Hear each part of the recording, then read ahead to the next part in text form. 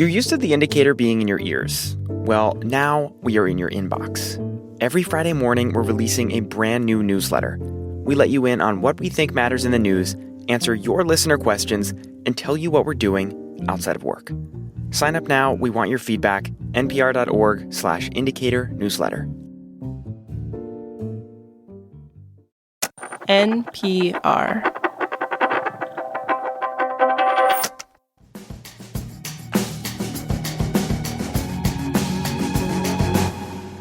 This is The Indicator from Planet Money. I'm Adrian Ma. And I'm Julia Ritchie. Okay, Adrian, pop quiz. Okay. This is fill in the blank. Strait of blank. Horseshoes. No, of course, I meant to say Hormuz, the Strait of Hormuz. Yes, yes. Ding, ding, ding. The answer is Strait of Hormuz. Who by now does not know the name of this narrow stretch off the Persian Gulf? The key shipping lane through which 20% of the world's oil and liquid natural gas flowed. The Strait of Hormuz is a perfect example of how modern wars are increasingly fought not just with drones and bombs, but with what Edward Fishman calls economic choke points. So choke points are parts of the global economy where one country or a coalition of close allies holds a dominant position, and there are few, if any, substitutes. Edward is director of the Center for Geoeconomics at the Council on Foreign Relations. He also worked at the State Department during the Obama administration. I left government concerned that we were in an age of economic warfare, and yet even at the heart of power in Washington, even in the Situation Room, there wasn't enough understanding about how economic warfare works. Which is why he wrote a book about it called Choke Points: American Power in the Age of Economic Warfare. Today on the show, Edward says the U.S. pioneered this new type of economic warfare and explains how it sparked a new economic arms race.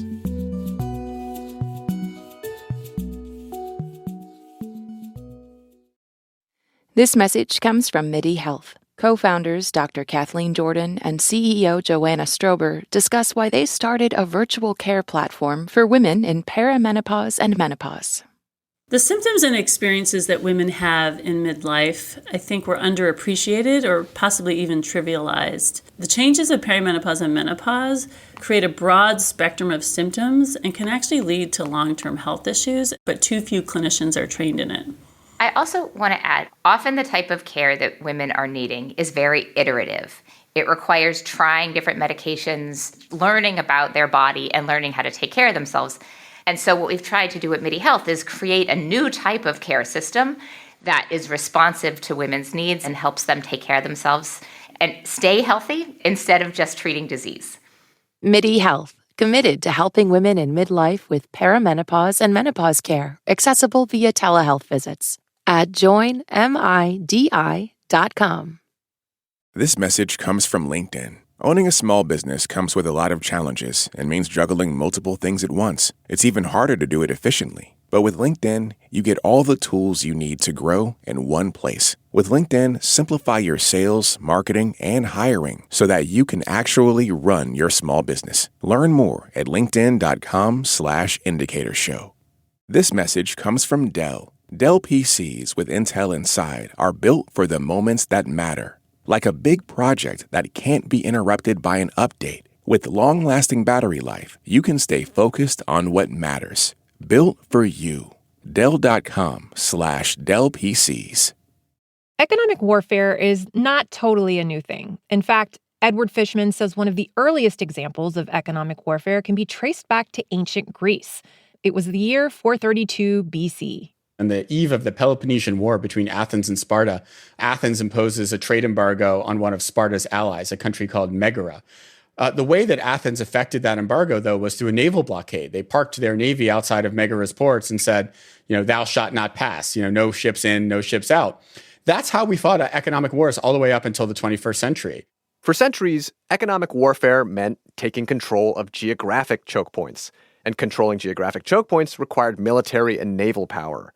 But then, in the 1990s, something started to change. The world economy became hyper-globalized. The U.S. dollar solidified its standing as the main currency for doing business. Companies increasingly sourced materials and manufactured their products in multiple countries. In the 90s, we embraced globalization, right? We assumed that economic interdependence was the best way for us to organize ourselves economically and politically. Well, those same bonds of economic interdependence are the choke points that countries are weaponizing. We get the creation of these economic choke points that have many of the same characteristics of physical choke points, but exist just in financial markets and supply chains. So a prime example of a financial choke point is the US dollar. It's involved in roughly 90% of all foreign exchange transactions. I say that, trying to do business around the world without access to the dollar is kind of like traveling without a passport. It's effectively impossible. If the U.S. wants to put pressure on another country's government, it can cut off their access to the dollar by blocking them from doing business with U.S. banks and banks in other countries. That's what the U.S. did with Russia after its full-scale invasion of Ukraine. And then there are supply chain choke points. That's where a country controls production of a precious resource or technology, and it blocks its adversaries from getting them. Edward points to AI semiconductors as an example, a market that the U.S. currently dominates. Starting in the first Trump administration, the United States has been progressively constraining China's access to these AI chips designed by companies like NVIDIA. Edward says one huge advantage to these financial and supply chain choke points is that they don't require military power to enforce them. All the U.S. president has to do is pick up his pen and sign a document, and it's done. No longer did you need to use naval blockades or sieges to impose economic pain on another country. And that's why I call the last 20 years really the age of economic warfare. It has been a revolution in terms of how economic wars are fought. Edward says the U.S. may have started this revolution, but other countries have learned to use these same economic weapons. For instance, when the Trump administration imposed massive new tariffs on China last year, China retaliated by cutting off U.S. access to rare earth elements, a market that it dominates. These elements are essential to produce electric vehicles, batteries, to produce motors. They're essential to produce drones and missiles. And within a few weeks of China imposing this embargo on rare earths, Ford actually had to shut down one of its factories for the Explorer SUV. And Raytheon, the huge defense company, had to sort of scour the globe for alternative sources of rare earths for its missile systems. And so China showed that it had a choke point that could inflict grave damage on the U.S. economy, and that was sufficient to get Donald Trump to back down. And really, ever since China came out with those rare earth export controls last spring, the United States has been backpedaling from its hawkish position on China. And this is what Edward means when he says there's an economic arms race happening. Countries are increasingly willing to use economic choke points to their advantage. We're in a new period right now, a mutual vulnerability, right? Where we're not just waging economic war, but we're also defending against other countries. As geopolitics nerds like to say, we used to live in a unipolar world, a world where the U.S. held most of the power, the weapons, and had no direct threats. And obviously, those days are long gone. There is a temptation to look at economic warfare and say, this is terrible. Shouldn't we just try diplomacy instead? And I can say, economic war is not a friendly business. Taking away people's livelihoods, causing inflation. I mean, this is not nice stuff. It's not things that we should be doing arbitrarily or capriciously. At the same time, I think what we've seen is that more often than not, the alternative to economic war is not peace, it's not diplomacy, it's actually military force. So I think it's incumbent upon U.S. officials to wage economic war effectively. That includes thinking defensively about the choke points adversaries could use against us.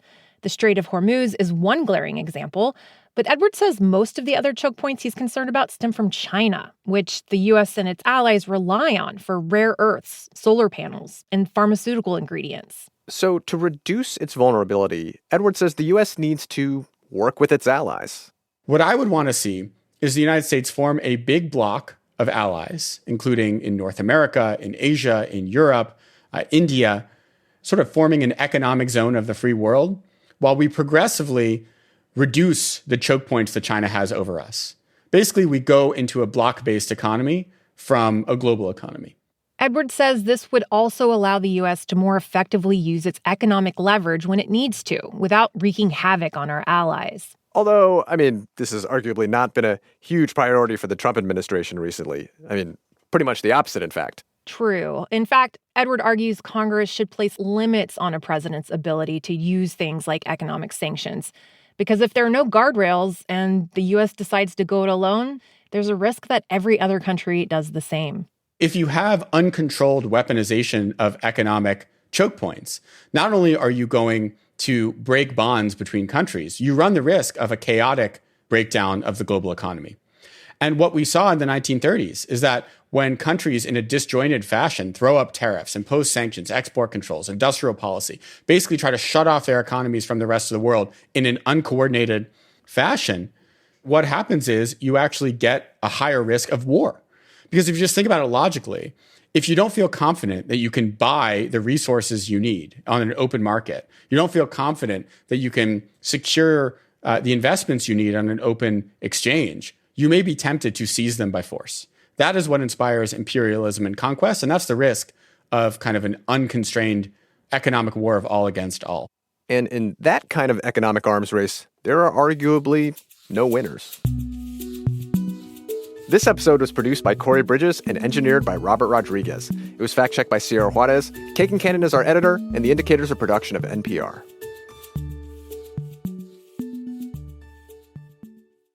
Support for NPR and the following message come from HomeServe. It never happens at a good time.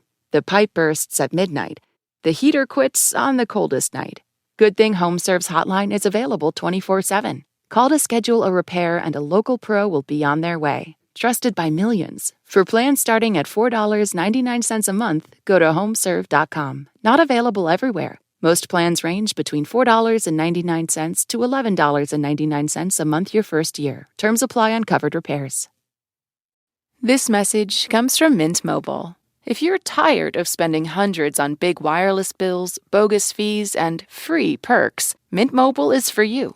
Shop plans at mintmobile.com/switch. Taxes and fees extra. See Mint Mobile for details.